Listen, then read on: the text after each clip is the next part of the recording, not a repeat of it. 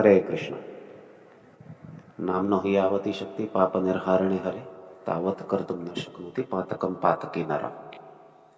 भगवान हरि के नाम में इतनी शक्ति है। ये एक पापी व्यक्ति जो कि पाप करने का आदी है, पातकी नर का अर्थ क्या है? जो पाप करने का आदी है। वो सुबह उठ के मंगल आरती नहीं करता है ना?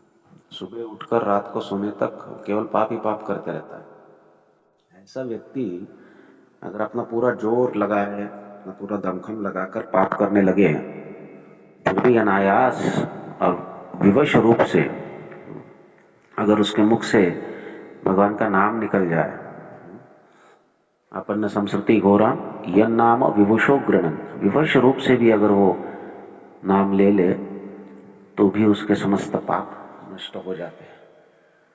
भगवान हरि के नाम में एक अद्भुत शक्ति है। भगवान ने अपनी सारी शक्ति जो है, नाम नामकारी बहुधा निज सर्व शक्ति, अपनी निज शक्ति जो है, भगवान की निज शक्ति कितनी है? निज शक्ति भगवान की असीम है, उनको अनंत कहा जाता है। तो भगवान की जो निज शक्ति है, पर्सनल पोटेंसी है, उसको निवेशित कर दिया है अपने नामों में।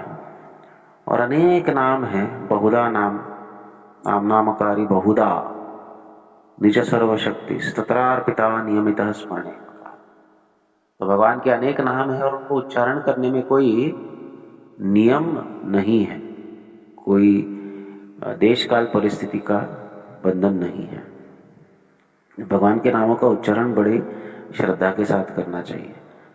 हरि का अर्थ क्या है? भगवान चैतन्य महाप्रभु कहते हैं कि हरि शब्द के अनेक अर्थ है, दुई मुख्यतम, दो मुख्यतम अर्थ है। कौन से दो मुख्य अर्थ है?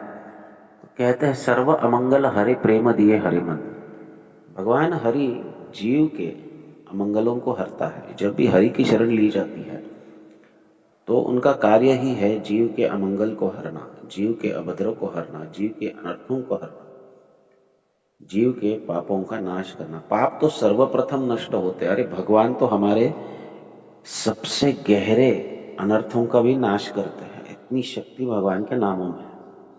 वास्तविक एक भक्त समझावट के साथ भगवान के नामों का जप करता है तो वो पाप नष्ट करने के लिए नहीं करता, उसके पाप तो कब के नष्ट हो चुके हैं। अब नाम लेते लेते भी अगर कुछ गलत कार्य हो भी जाए, अगर कोई नाम ले रहा है तो भगवान भगवद गीता में कहते हैं अपि चेत्सु दुराचारो भजते माम अनन्य भाग साधुरेव समंतव्य सम्यक करोति। अगर कोई जाने अनजाने में भजन करते करते उससे कोई अपराध, कोई पाप, अनर्थ घट भी गया और वो भजन कंटिन्यू कर रहा है, भजते माम अनन्य भाग, अनन्य भाव से भगवान का भजन कर रहा है, तो साधुरेव समंतव्य, तो उसे मैं साधु मानता हूँ। भगवान कहते हैं कि मैं उसे साधु मानता हूँ। तो कभी कभी क्या होता है कि हम हमारे जो पास्ट कंडीशनिंग है, पूर्ववर्ती संस्कार है, उसके बंधन में आ जाते हैं और हमें भजन के प्रति आलस्य और प्रमाद भर जाता है। अब इस आलस्य को जस्टिफाई करने के लिए हम नाना प्रकार के बहाने बनाने लगते हैं और उसमें से एक बहाना ऐसा होता है कि मैं बड़ा पापी हूँ, बड़ा पतित हूँ, भजन करने में असमर्थ। ये खुद को असमर्थ समझना ये नम्रता की बात है, परंतु ये नम्रता या ह्यूमिलिटी जो है ये मिसप्लेस्ड है, ये गलत जगह पर हम नम्र हो रहे हैं। वास्तविक कृष्ण भक्त को एक शुद्ध अहंकार होना चाहिए कि वो कृष्ण का दास है। यह अहंकार अच्छा है, इसको शुद्ध अहंकार कहते हैं। तो भक्त को शुद्ध अहंकार होता है और शुद्ध अहंकार ये मिथ्या अहंकार से अलग होता है। जो भौतिक अहंकार होता है, जो भगवान कहते हैं भगवद गीता में अष्टभौतिक तत्व है, इसमें मन बुद्धि अहंकार है, उसमें जो अहंकार है वो मिथ्या अहंकार है। मिथ्या अहंकार का अर्थ है मिथ्या के प्रति अहंकार। शरीर मिथ्या है, कभी ना कभी इसका नाश होने वाला है, ये निश्चित है। इस जगत में जो कुछ भी भौतिक है उसका नाश होने वाला है। तो उस भौतिक के प्रति, उस नाशवान वस्तु के प्रति जो अहंकार होता है वो मिथ्या होता है।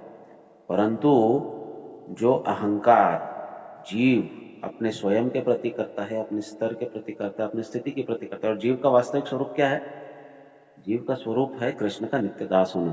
तो जीव जब कृष्ण का नित्यदास के रूप में अपना अहंकार जताता है और कहता है कि नहीं, मैं कृष्ण का दास हूं और दास के रूप में मेरा कर्तव्य है भगवान की सेवा करना, चाहे जो कुछ भी हो, चाहे मैं समर्थ हूं चाहे असमर्थ हूं, चाहे मैं शुद्ध रूप से कहूं चाहे मैं किसी अशुद्ध भावना से करूं, लेकिन मुझे भजन कंटिन्यू करना है। क्योंकि भजते माम अनन्य भाग साधुरेव स मंतव्य, भगवान उसे साधु मानते हैं, भगवान उसे भक्त मानते हैं। और जब भगवान किसी को भक्त मानते हैं तो भगवान अपने आप को उसको दे देते हैं। इसलिए उनको आत्मात्म द हरि ऐसा कहा गया। हरि क्या देते हैं? भक्त की भक्ति से प्रसन्न होकर हरि उसको क्या देते हैं? तो भगवान कहते हैं कि मेरा भक्त जिस प्रकार से अनन्य भाव से मेरी भक्ति करता है, उसके भक्ति के बदले में उसे देने के लिए मेरे पास तो कुछ है ही नहीं। मैं तो कंगाल हूं मेरे भक्त के भक्ति के बदले में उसे कुछ देने के लिए, क्योंकि भक्ति जो है वो केवल भक्त के पास है, भगवान के पास नहीं है। और भक्ति सर्वोच्च है, तो सर्वोच्च के ऊपर देने के लिए भगवान के पास भी कुछ नहीं है। तो भगवान कहते हैं कि मैं कुछ बदले में दे नहीं पाता हूं, तो मैं अपने आप को ही दे देता हूं। तो इसलिए उनका एक नाम है आत्मदह। आत्मदह का अर्थ है अपने आप को देने वाला। तो भगवान आत्मद है और आत्मद होने की वजह से वे अपने आप को दे देते हैं। और चूंकि वो अपने आप को देते हैं, वो जहां पर भी भगवान होंगे, जहां कृष्ण वहां नहीं माया अधिकार। जिस प्रकार सूर्य उगने पर, अभी देखो अभी सूर्य उदय हो रहा है, तो कुछ समय पहले अंधकार था, जैसे ही सूरज उगने लगा अब आपको अरुणिमा पूरब की दिशा में फैली हुई नजर आएगी। तो अंधकार नष्ट हो गया। अब अंधकार अगर नष्ट हो रहा है तो फिर अज्ञान का साम्राज्य भी नष्ट होता है। तो जिस प्रकार कृष्ण सूर्य सम माया है अंधकार, जहां कृष्ण तहां नहीं माया अधिकार। जब कृष्ण अपने आप को दे देते, उस स्थान पर माया का कोई प्रभाव नहीं होता है। इसलिए अगर हमारे भौतिक अनर्थों की वजह से कुछ अपराध भी हमसे घट जाए, कुछ पाप भी घट जाए, तो उसका शोधन करना चाहिए, उसका आत्म परीक्षण करना चाहिए, क्षमा याचना करनी चाहिए अगर किसी वैष्णव के प्रति अपराध हुआ है तो। लेकिन किसी भी हालत में हमको भगवान के नामों का जप नहीं रोकना है। ये करते रहेंगे तो सभी पाप, सभी अनर्थ और सभी अपराधों से हमारी मुक्ति होकर हम शुद्ध बनेंगे। शुद्ध बनकर भजन नहीं किया जाता है, भजन करते करते जीव शुद्ध होता है। हरे कृष्ण।